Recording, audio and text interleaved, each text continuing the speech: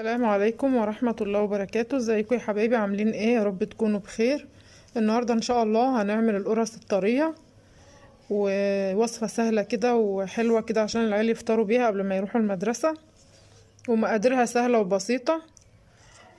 معانا ربع كوباية سمسم، نص كوباية سكر، معلقة كبيرة ونص لبن بودرة، معلقة كبيرة شمر، ذرة ملح، حبة فانيليا صغيرين، معلقة صغيرة بيكنج باودر، كيس خميرة فورية، وطبعا قلنا نص كوباية سكر.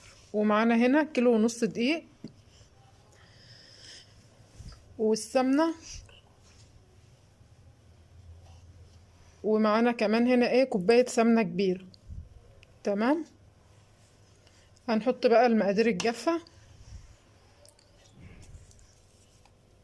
هنحط السكر والسمسم والملح والبيكنج باودر والفانيليا والشمر المطحون واللبن البودرة، وهنديلهم تقليبة كده مع بعض.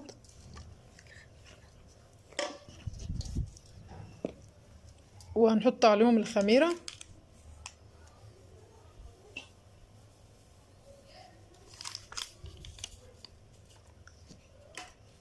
وهنقلب برضو.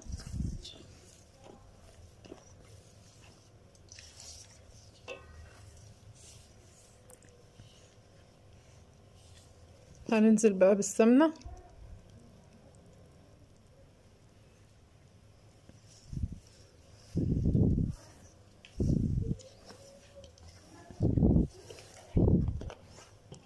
واللبن. هننزل باللبن الرايب كده حبة بحبة.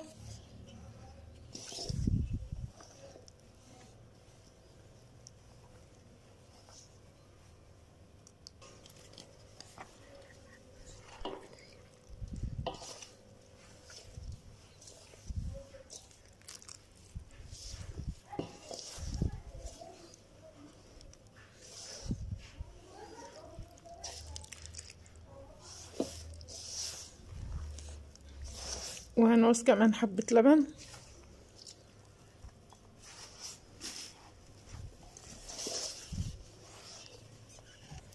احتاجنا لبن اهوت، هناخده بالقشطة بتاعته. طبعا بسم الله ما شاء الله، انتوا عارفين اللبن بتاعنا، شايفين القشطة اهي، حاجة كده فيها كل الخير. هناخد معلقتين قشطة كبار،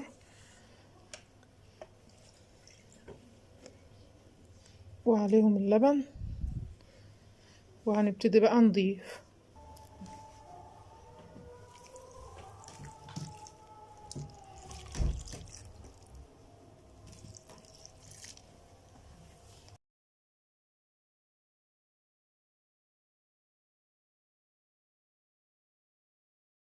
نعجن العجينة بتاعتنا كده، هنفضل نعجن فيها. هو كده اللبن مش كتير، ما تخافوش يعني. كل ما نعجنها كل ما العجينة هتشرب اللبن بتاعها.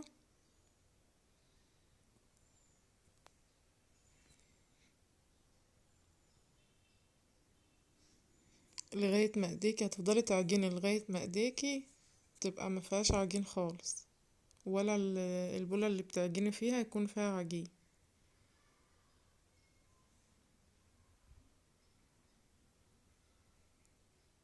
زي ما انتوا شايفين اهي بدأت تلم في العجينة، بدأت تلم بعضها.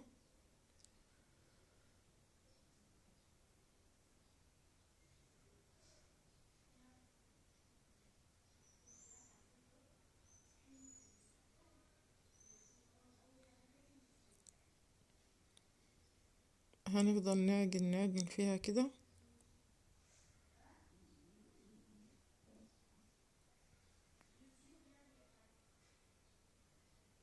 اهي ايدينا نطفت خالص اهي، ما عادش فيها اي عجين ملزق، والعجينة بقت جميلة اهيت وطرية. هنلمها بقى كده في اي حاجة، ونسيبها كده ترتاح لمدة ساعة لغاية ما يتضاعف حجمها كده. ونبتدي بقى نعمل القرص بتاعتنا. ناخد كده كور من العجينة ونفردها على الصينية بسمك حوالي نص سنتي، لان هي هتفرد وهتعلى معانا عشان الخميرة. هنفضل بقى ناخد كور ونعملها قرص كده، المقاس اللي انت تحبيه بقى، عايزاها كبيرة عايزاها صغيرة زي ما تحبي. انا بالنسبة لي كده الحجم ده كويس.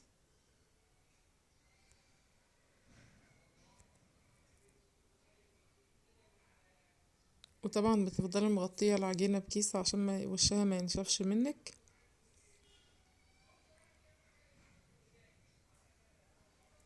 عايزة بقى تحشيها جبنة تحشيها، عايزة تسيبيها سادة كده وتاكليها بالجبنة كده من عندك برضو عادي.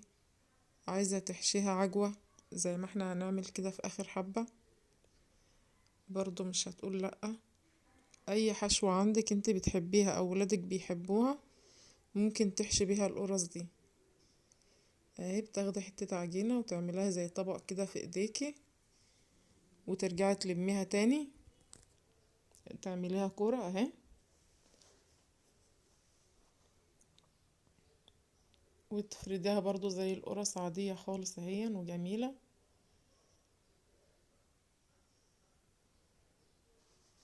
وهنكمل بقى الكمية بتاعتنا كلها. وبعد ما بنخلصها كده ان كنا هنعملها محشية او سادة بنغطيها وبتقعد لما تخمر خالص وحجمها يتضاعف نبتدي بقى ان احنا ايه نحطها في الفرن. وتبدأي بأول حاجة انت عملتيها، يعني أول صينية انت عملتيها بتبدأي بيها اللي انت تدخليها الفرن.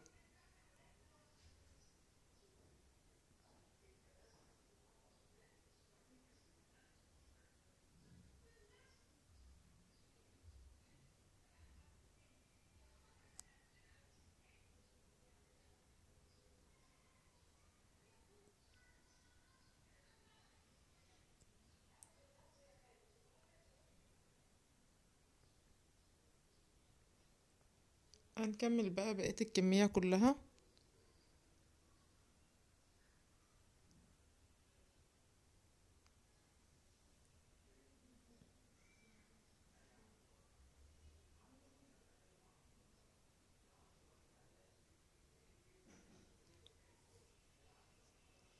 طبعا سهلة خالص اهيت، يعني اي حد ممكن يعملها وممكن ولادك كمان يساعدوكي فيها.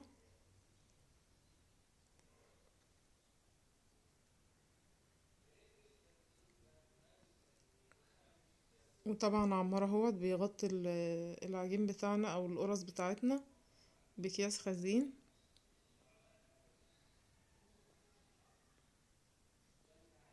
وبعد ما بنخلص الكمية بتاعتنا بنجيب شوكة كده ونعمل فتحات بالشوكة كده في قلب القرصة بتاعتنا.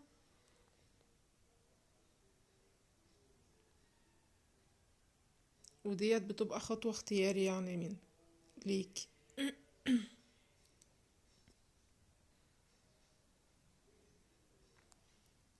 والله العظيم العجينة ديت فعلا ريحتها تحفة. الشمر اللي متحمص دوت مديلها ريحة جميلة مع الفانيليا وتحميصة السمسم كده. عجينة ريحتها تحفة، اللي هيعملها مش هيندم خالص ومش هيبطل يعملها كل يوم، لان مقاديرها سهلة خالص وبسيطة، وبأقل كمية سمنة بتعملي كمية حلوة.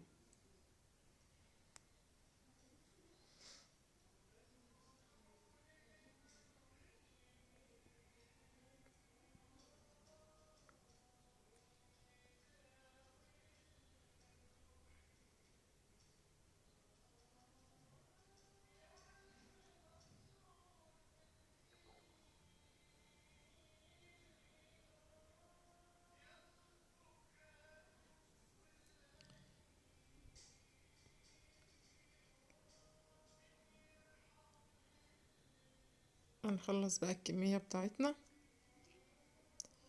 وهنسيبها تخمر لمدة ساعتين كده.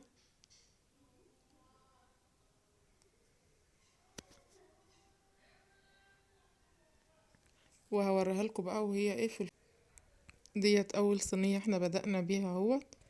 شايفين ارتفعت وبقت جميلة واختمرت اهي. هنشغل بقى عليها الفرن على درجة حرارة 200، وهنشغل المروحة. وبيبقى شكلها كده بعد ما بتخلص. شايفين اللون جميل اهوت من غير ما ندهن وشها ولا اي حاجة. جميلة قوي قوي وريحتها تحفة ماما قالت زي ما انتوا شايفينها. لا. بالهنا والشفا على قلوبكم. خلصت القرص بتاعتنا اهيت. شايفين طريقة ازاي اهي.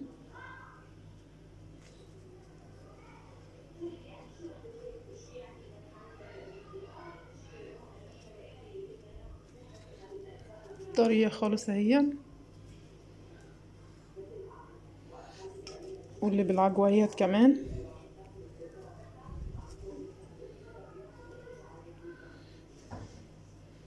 وبكده خلصت وصفتنا، واشوفكم على خير ان شاء الله في وصفة جديدة. ويا رب تجربوا وصفاتي وتعجبكم وتجربوها وتقولوا رأيكم في الكومنتات. اشوفكم على خير ان شاء الله.